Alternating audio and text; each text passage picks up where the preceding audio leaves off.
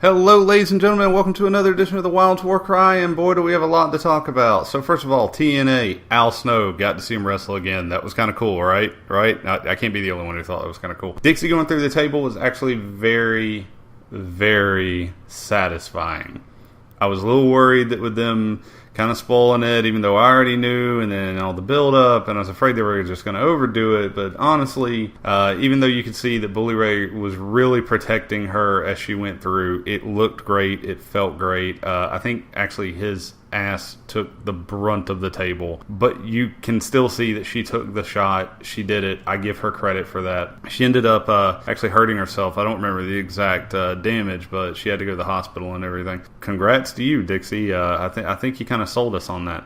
I'm a little concerned that all episodes of TNA Impact through September have already been taped. And what this means, once again, is that we're probably going to run into the same issue where eventually all of the spoilers for the next month are going to be online, and that may cause views to go down. I'm not sure if it will. I'll be interested to see how that works and seeing how this affects them, if they're going to continue with this schedule. Also, TNA had a couple of key backstage figures leave this week, moving on to different jobs. This, unfortunately, I don't think TNA's done for, but people are starting to jump ship, it looks like. But I hope that's not actually the case. Maybe this is going to be a quick recovery. We'll see. NXT and SmackDown were fine this week. SmackDown had its usual problems, but I want to go ahead and start talking about Raw, because there's a lot to cover.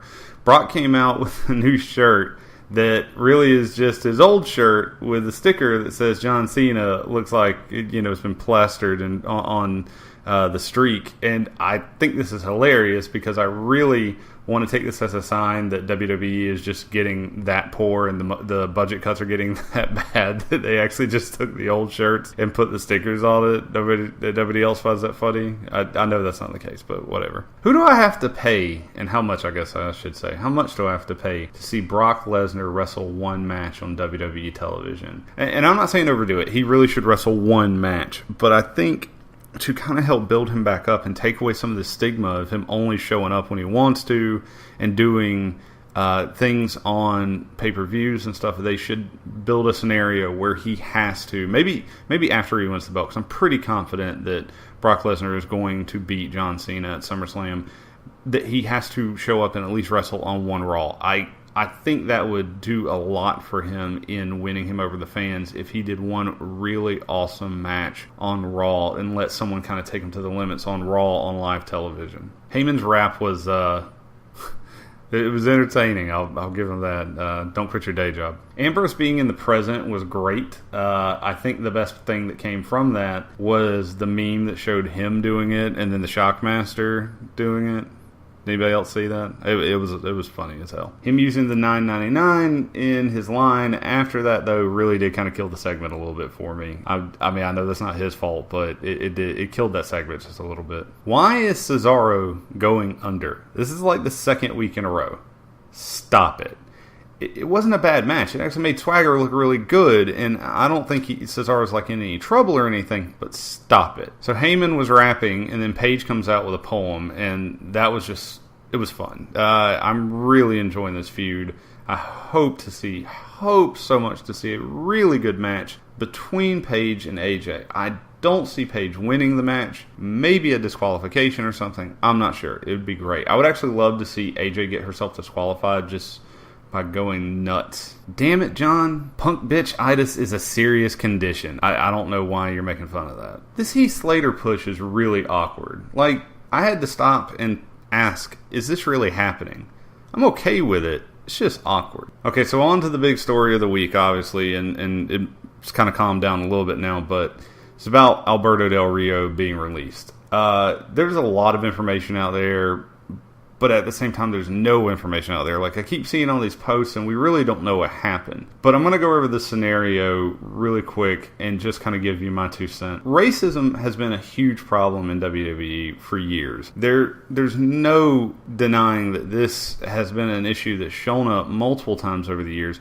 Conan has been one of the biggest outspoken people against it for years. I remember him talking about this years ago when he, I don't even think he was wrestling at the time because I think he was injured. This is something that I want to address because, unfortunately, I'm afraid this has been it's being left unchecked. And that is a problem. So supposedly someone backstage, the PR guy, said something about how he hadn't cleaned his plate. Somebody made a comment to him about it. And the PR guy says, well, that's Del Rio's job. That's kind of a crappy joke because Del Rio is Hispanic. And it really just seems like, unless there is some type of backstage, esoteric joke that none of us get because we're not there, it seems like that's where that joke was going. And that's not cool. So supposedly Del Rio approached him about it. The guy wouldn't apologize and smirked at him, and he slapped the guy. Now, Del Rio should not have slapped the guy. That's just, you don't behave that way in a public work environment. That's not how this works. However, I guess I'm kind of glad if that really was the reason, if the racist mark was really why he did it. More power to him, I suppose. The thing is that now Ricardo Rodriguez has been let go, and now he's let go. Ricardo wants to wrestle more. Del Rio wants to go back to Mexico. He may have honestly knew he was going to get fired and just accepted it. But now those two can hook back up if they want to take their...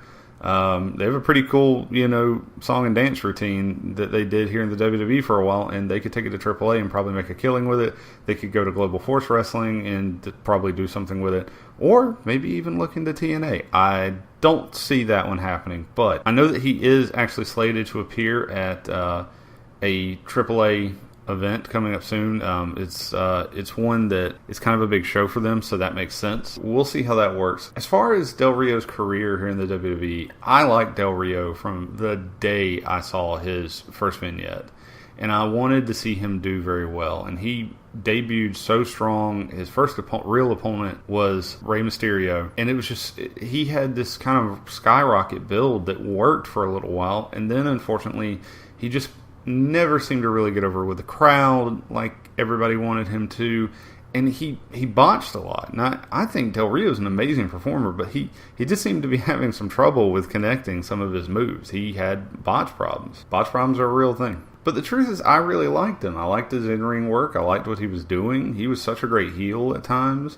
When he was a face and was going up against Jack Swagger and Zeb Coulter, I mean, his face stuff, for the most part, didn't work, but there were some entertaining moments in that. But my question for this week, as we're kind of discussing this, is because this is a moot point, and I hate to say this, but most people are going to forget about Alberto Del Rio within a few months. No one will question why, it feels weird that he's not on Raw or anything like that. So as I said, my question for this week is going to be, did you like Alberto Del Rio? Did you not like him? Was there anything special, like any moments that he did that you really liked? All right, if you have any comments or if you want to answer my question or anything like that, you can do that on the site. You can do that under this YouTube video, or you can find me on Twitter if you want to have like a conversation or something about this. That is at Stephen Wilds. That's Stephen with a PH because I spell my name properly, and you guys have a good day.